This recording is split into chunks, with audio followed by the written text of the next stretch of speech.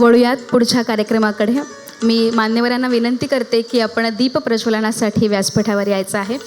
सन्माननीय Padmashri doctor Abhay Bang sir, सन्माननीय भरत Watwani sir, सन्माननीय नरेंद्रजी मेस्त्री सर, सन्माननीय सुभाषजी कुलकर्णी सर, सन्माननीय वृषाली मगदूम मॅडम आणि सन्माननीय प्रशांतजी थोरात सर, या सगळ्यांना मी विनंती करते की कृपया आपण दीप प्रज्वलनासाठी व्यासपीठावर यायचं आहे.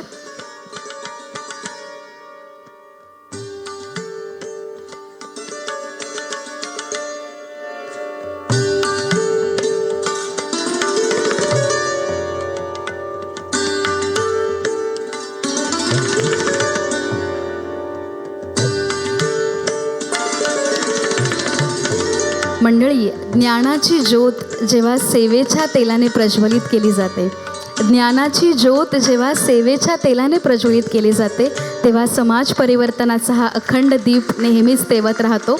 आणि असा हा समाजसेवेचा अखंड दीप या सगळ्याच मान्यवरांच्या शुभहस्ते या ठिकाणी आपण प्रज्वलित करणार आहोत. आपल्या सगळ्यांच्या साक्षीने हा समाज परिवर्तनाचा दीप या ठिकाणी आपण प्रज्वलित करूयात. एकदा जोरदार टाळ्या वाजवूयात आणि हा दीप प्रज्वलन या ठिकाणी संपन्न करूयात.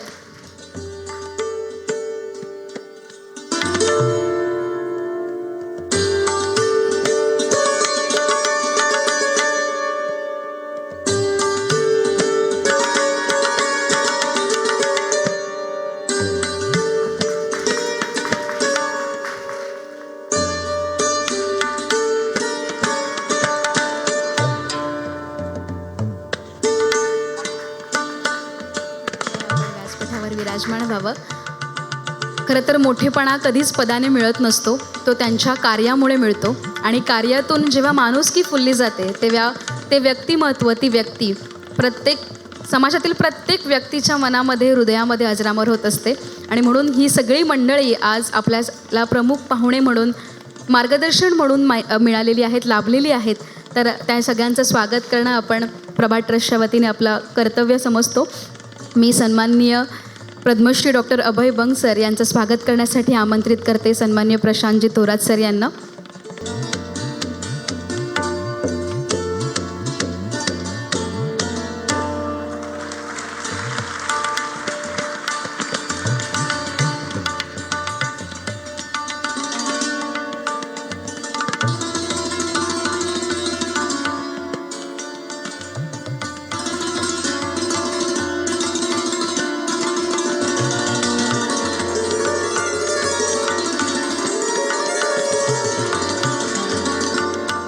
यानंतर मी सरांना विनंती करते की त्यांनी सन्माननीय भरत वाटवानी सर यांचं या ठिकाणी स्वागत करावं.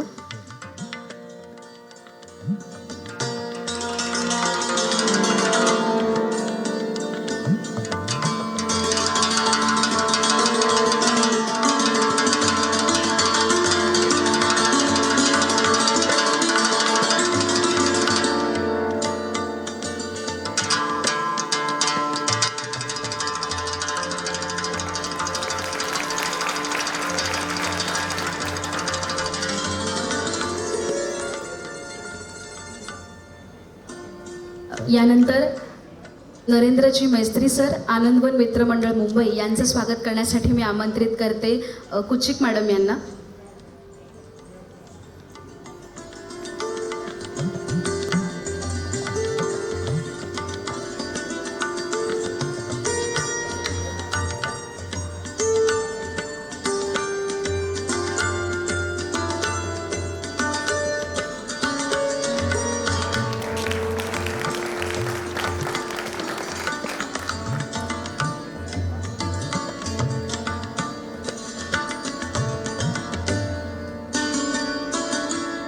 यानंतर सन्माननीय सुभाषजी कुलकर्णी सर यांचं स्वागत करण्यासाठी मी आमंत्रित करते आश्लेषा मॅडम यांना.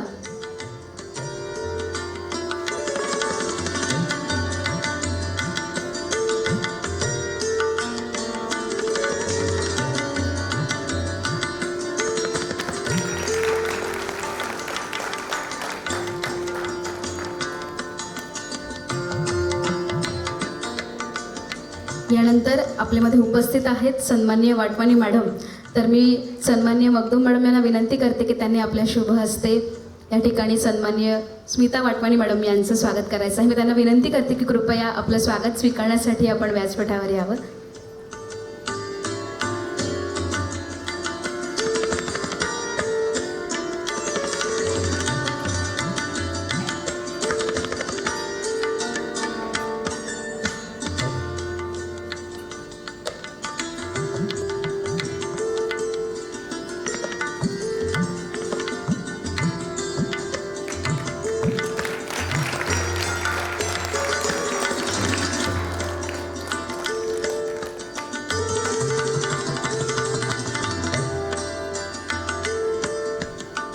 धन्यवाद. मंडळी, एक गोष्ट अधोरेखित करावीशी वाटते की पुस्तकं केवळ अक्षरांची पानं नसतात, ती विचारांची बीजे असतात. पण आत्ता या सगळ्या मान्यवरांचं स्वागत करण्यासाठी एक अनोखा उपक्रम आम्ही राबवला आहे. तो म्हणजे या सगळ्यांचं स्वागत आम्ही बीज राखी देऊन केलेलं आहे. तर ही बीज राखी म्हणजे काय आहे, तर आपण पृथ्वी आपली माता आहे, तर तिचं रक्षण करणं. रक्षाबंधन म्हणजेच रक्षा, आपण म्हणतो रक्षाबंधन, तर रक्षेचं एक बंधन आहेत, ती आपण करायची असते. तर पृथ्वी आपली माता आहे आणि तिचं रक्षण करणं हे आपल्या सगळ्यांचं कर्तव्य आहे. आणि म्हणूनच पृथ्वीच्या रक्षणाची ही बीज राखी आपण या ठिकाणी मान्यवरांना दिलेली आहे. ती बाहेर आपल्या स्टॉलवरती सुद्धा उपलब्ध आहे. आपण सगळ्यांनी सुद्धा थोडा हातभार लावून ही बीज राखी आपल्या सगळ्या प्रियजनांपर्यंत नक्की पोहोचवण्याचा प्रयत्न करूयात. यानंतर मी आजच्या कार्यक्रमाचं प्रास्ताविक करण्यासाठी डॉक्टर प्रशांत थोरात सर यांना विनंती करते की आपण आजच्या कार्यक्रमाचं प्रास्ताविक करावं.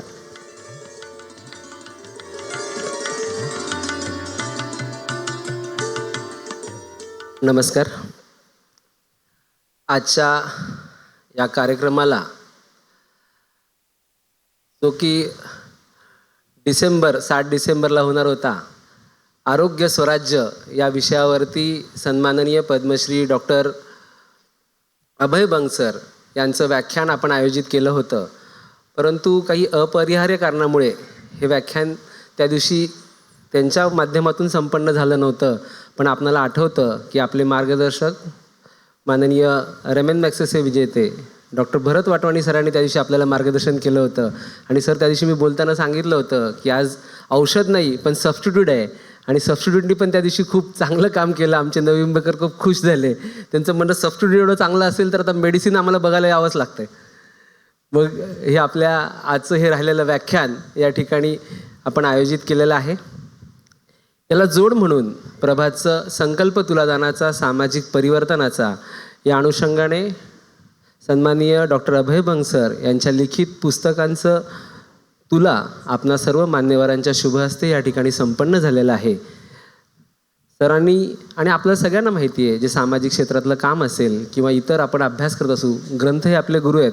आणि असे जे महनीय व्यक्तिमत्व आहेत त्यांच्या आयुष्यातील सगळं सारांश त्यांनी त्या पुस्तकांच्या रूपानं मांडलेलं असतो. अशी पुस्तकं जर आपल्या नव्या पिढीपर्यंत वाचनापर्यंत पोहोचली तर त्यातनं चांगलं उपक्रम साध्य होईल. मला आठवतं की माननीय प्रकाश भाऊ आमटे यांच्या 75व्या वाढदिवसानिमित्त याच व्यासपीठावरून डॉक्टर तात्याराव लहाने यांच्या शुभ हस्ते आम्ही 75 संचांचं वाटप केलं होतं. आणि तसंच काहीतरी ही 75 संच आता महाराष्ट्रातील नामांकित ग्रंथालयांमध्ये ही पुस्तकं जातील, ज्यामधून ह्याचा जो ज्ञानाचा आणि त्यांच्या विचारांचा प्रचार प्रसार सर्वदूर होईल. ह्याचा आम्हाला खूप अतिशय आनंद होतो आहे. जो तुला राहिला होता तो आज आपल्या सगळ्यांच्या उपस्थितीत आपण पूर्ण करू शकलो. त्याचबरोबर गेल्याच कार्यक्रमामध्ये डिसेंबरच्या आपण सांगितलं होतं की आता थांबायचं नाही असा एक वर्ग प्रभात आणि श्रीमुक्ती संघटना यांच्या संयुक्त विद्यमाने सुरू करण्यात आलेला आहे, ज्यामध्ये कचरावेचक महिला ज्यांचं खंडित झालेलं शिक्षण आहे, जी 10 वर्ष नाही त्याच्यापेक्षा अधिक वर्ष 20 वर्ष 25 वर्ष ते शिक्षणापासून दूर गेले होते. पण जी आता थांबायचं नाही हा मराठी चित्रपट आला होता. आणि मला सांगायला अतिशय आनंद होतो आहे की या चित्रपटाचे जे मूळ नायक आहेत, कारण आपण पडद्यावरती कलाकार बघतो, आपल्याला माहिती आहे की हा जाधवचा पिक्चर आहे, ह्याचा पिक्चर सिद्धार्थचा पिक्चर आहे, असं तो नट किंवा नटी बघून आपण तो पिक्चर लक्षात ठेवतो. पण त्याच्यामागे जी प्रेरणा असते, जी खरी स्टोरी असते ती बहुतांश लोकांना माहीत नसते. आणि त्याची खरी स्टोरी असणारे सन्माननीय उदयकुमार शिरूरकर आज आपल्याकडे या प्रेक्षागृहात उपस्थित आहेत. त्यांचं मी खरं तर ह्या निमित्ताने मनपूर्वक स्वागत करतो की सरांसारखं व्यक्तिमत्वावरती आधारित आता थांबायचं नाही हा चित्रपट प्रसिद्ध झाला. आणि त्याची प्रेरणा प्रभातच्या उपक्रमामधनं या महिलांनी जेव्हा हा चित्रपट पाहिला तेव्हा त्यांनी स्वतःहून सांगितलं की आम्हाला 10वीची परीक्षा द्यायची आहे. आणि त्यांनी ती खरं जिद्द त्यांनी बाळगली आणि त्याला जे खरी साथ लाभली ती आमच्या शिक्षकांची. कारण आम्ही डॉक्टर आहोत, बाकीचं काही काम करू शकतो, एखादा मेडिकल कॅम्प करू शकतो, पण शिकवायचं म्हणजे हे अवघड होतं. आणि त्यांनी खरं तर कोणतीही अपेक्षा न ठेवता एका शब्दावरती हे जी शिक्षक मंडळी आपल्याला समोर दिसत आहेत त्या बोर्डवरती, यांनी ही धुरा एकदम लिलया पेलली. म्हणजे आम्हालाही अपेक्षा नव्हती. मी तर हा कार्यक्रम सांगायला घाबरायचो. कोणी पत्रकार किंवा कोणी विचारलं तर तुमचं काय चालू आहे त्याच्यात, म्हणलं बाबा थांब, ते निकाल येऊ दे मग आपण बोलू. कारण उद्या निकालच जर आपल्याकडे काही कमी झालं तर मग आपल्याला कसं, म्हणजे ती धास्ती असते परीक्षा आणि निकाल. शेवटी आपल्यालाही माहिती होतं की ह्या विद्यार्थ्यांनी अशा परिस्थितीत परीक्षा देत आहेत की त्यांनी परीक्षा देणं हीच खूप मोठी गोष्ट होती, निकाल हा दुय्यम गोष्ट होती. पण शेवटी एक सगळ्या प्रयत्नांनंतर माझीच काय सगळ्यांचीच एक अपेक्षा लागून राहिली होती की नक्की ह्याचं काय होणार. आणि आम्हाला अतिशय आनंद धक्का बसला. म्हणजे 10 मेला वाढदिवसाला चित्रपट पाहिला आणि दुसऱ्या वर्षी आपण माहिती आहे की ह्या वर्षी 8 मेलाच तो निकाल लागला. आणि ह्या सगळ्या भगिनी पास होऊन 11च्या 11 जणींनी उत्कृष्ट मार्क मिळवून या ठिकाणी आले होते. आणि त्यांना नंतर खूप व्यासपीठावर बोलवलं गेलं, सन्मान करतो आम्ही तुमचं, असं करतो. त्यांचं खूप कौतुक झालं.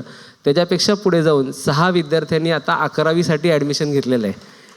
म्हणजे ते आता त्यांनी त्यांनी खरंच ठरवलं आहे आता थांबायचं नाही. पण मग अजूनही काही लोक समाज घटक विचारतात.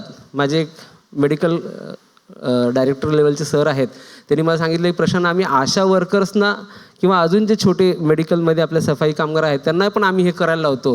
म्हणजे ही प्रेरणा आहे. उदयकुमार सरांनी मुंबईत प्रयोग केला, नवी मुंबईत प्रभात आणि आपल्या श्रीमुक्ती संघटनेने मिळून हा प्रयत्न केला. आता ही हळूहळू इतर ठिकाणी लोक प्रयत्न करत आहेत की खंडित शिक्षण कसं सुरू व्हावं.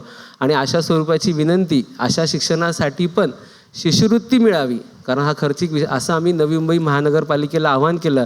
आणि इथल्या स्थानिक नेतृत्व आणि प्रशासन या दोघांनीही आम्हाला आश्वस्त केलं की येणाऱ्या भविष्यात पुढच्या वर्षीच्या परीक्षेच्या आधी ही शिष्यवृत्ती लागू झालेली असेल. आणि अशी शिष्यवृत्ती मिळाली तर आपल्या घरकाम करणाऱ्या मोलकरणी असतील, वॉचमेन असतील, सफाई काम, जो नवी मुंबईचा नागरिक आहे आणि ज्याला असं वाटतं की माझं 10वीचं शिक्षण किंवा 12वीचं शिक्षणसुद्धा अपूर्ण राहिलेलं आहे आणि त्यांनी परीक्षा दिली तर, कारण बोर्डात आलेल्या खूप लोक विचारतात, पहिला नंबर असला की पहिल्या पानावर बातमी येते ह्यांचा पहिला नंबर आला, चांगली गोष्ट आहे. पण ह्यांचं शिक्षण जे अखंडित राहिलेलं आहे त्याच्याबद्दल कोण काय करू शकतं. हीच भावना घेऊन प्रभात नेहमी काम करत असतं. वेगवेगळे उपक्रम आपले होत असतात. पण त्याचबरोबर मग ह्या शिक्षकांनी जे योगदान दिलं आहे त्यांचा एक सन्मान व्हावा. सगळ्यांनी मला सांगितलं की विशेषतः आमचे मित्र आहेत, नाही प्रशांत, हे तू सुवर्ण मुद्रा संकल्प म्हणतो, त्यांना मी मुद्दाम बाजूला ठेवलं होतं हे कार्यक्रमाच्या नियोजनामधून. ते आमचे ॲडवायझर असल्यामुळे सचिन आमडोसकर येत आहेत.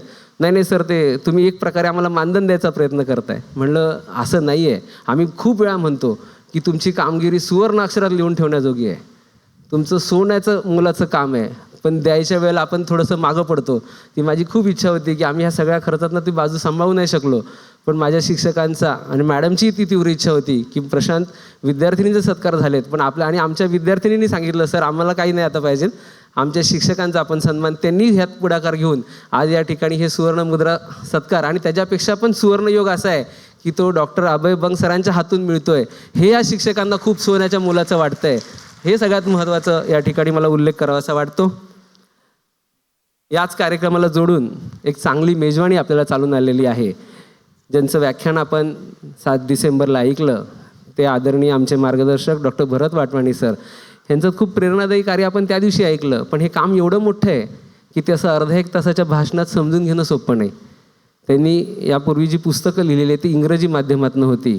त्याचाच एक अनुवादित आणि थोडासा त्याला चांगलं संस्करण करून डिंपल प्रकाशन मुंबई यांनी जे रस्त्यावरचे मनोरुग्ण यांच्यासाठी जे काम होतं आहे ह्याच्या पूर्ण एक सारांश या पुस्तकांच्या रूपाने प्रसिद्ध करतायत. आणि त्याचं प्रकाशन आज अभय बंग सरांच्या हस्ते होतं आहे. आणि हा कार्यक्रमात तो दुग्ध शर्करा योग येतो आहे, याचा आम्हा सगळ्यांना अतिशय आनंद आहे. आपणही या पुस्तकाचं भरभरून स्वागत करू. कारण जसं सांगितलं तर अभय बंग सरांची पुस्तकं तर देश विदेशात नावाजलेली आहेत. परंतु एक वेगळ्या धाटणीतलं आणि आपल्यापासून खूप जवळच्या अंतरावर असणारं कर्जतसारख्या ठिकाणी एवढं मोठं काम उभं राहतं आहे. हे जगातलं सगळ्यात मोठं रियुनियन आहे. म्हणजे जे रस्त्यावरती मनोरुग्ण होऊन रस्त्यावर फिरतात त्यांना त्यांच्या घरी घेऊन जायचं, पुन्हा दुरुस्त करून, आणि पुन्हा आजारी पडू नये म्हणून औषधं द्यायची. मी गमतीने म्हणतो की आम्ही कॅम्प केला, काही केलं तरी शेवटी विचारतो काय ऑपरेशन कसं करणार, थोडेपत पैसे देणार का, कसं करायचं, कारण तर नातलग असतो ना त्याचा. म्हणजे मी माझ्या आईचं मोतीबिंदू करायला घेऊन आलेला असतो. शेवटी मुलगा म्हणून त्याला विचारलं जातं ना, तुम्हाला कुठलं लेन्स टाकायचं आहे, तुम्हाला कुठं ॲडमिट व्हायचं आहे, कसं ऑपरेशन करायचं आहे, काय करायचं.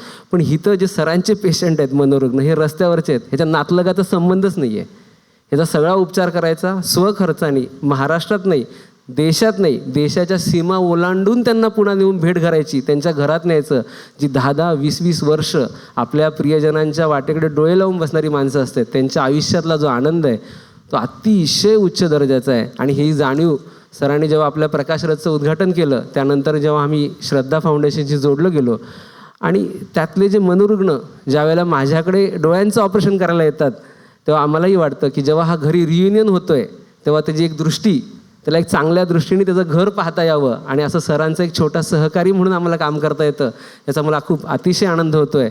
आणि मला असं वाटतं की आजच्या कार्यक्रमाचा थोडक्यात सारांश मी आपल्याला सांगितलेला आहे आणि या सगळ्या विषयांबद्दल थोडक्यात का होईना आपल्याला माहिती देणं गरजेचं होतं. परंतु हे माझं लांबलेलं प्रास्ताविक मी संपवतो आणि आजच्या पुढील कार्यक्रमाच्याकडे आपण वळूया. धन्यवाद.